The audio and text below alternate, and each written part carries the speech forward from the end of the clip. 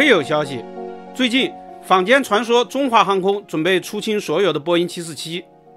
华航是波音747的大用户，从1976年到现在共使用过60架，历时50年。机型包括波音747-100、747SP、747-200和747-400等，客货都有过很多。随着波音747逐渐老旧，退出市场也很正常。波音747有4台发动机，很费油，运营成本也比较高。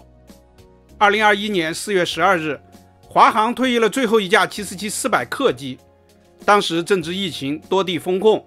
这架空中女王从台北起飞，在富士山绕了一圈后返回，无数飞行爱好者为之泪目。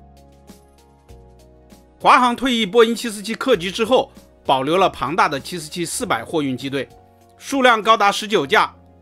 华航的主要竞争对手是长荣航空，长荣航空早在2019年就退役了全部的747货机，处处都领先华航。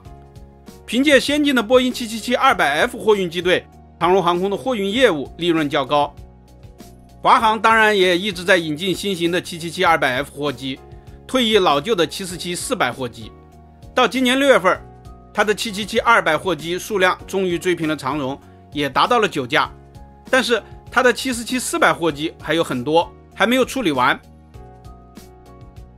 华航的747-400货机并不算十分老旧，有些机龄还不到20年，在国际市场上还算抢手。主要是美国的一些公司货运量太大，飞机又太老旧，需要引进新的747-400货机进行补充。华航退役的747-400货机主要流向了美国，例如国家航空等。还有一些在美国被当作零件库，因为747-400的备件也已经越来越稀少。但是上周有国外媒体爆料说，有2架华航的747-400F 货机被卖给了韩亚航空，这很神奇。主要是因为韩亚航空基本上要与大韩航空合并，大韩航空迫于美国的压力，已经同意将韩亚货机悉数剥离，卖给一家小公司仁川货航。这个事情咱们之前也聊过。在这种时候，韩亚还要买大型货机，似乎不合时宜。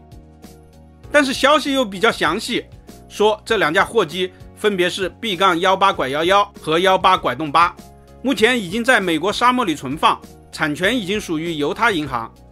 2架飞机的出售价格分别是$2900万和$2500万等等。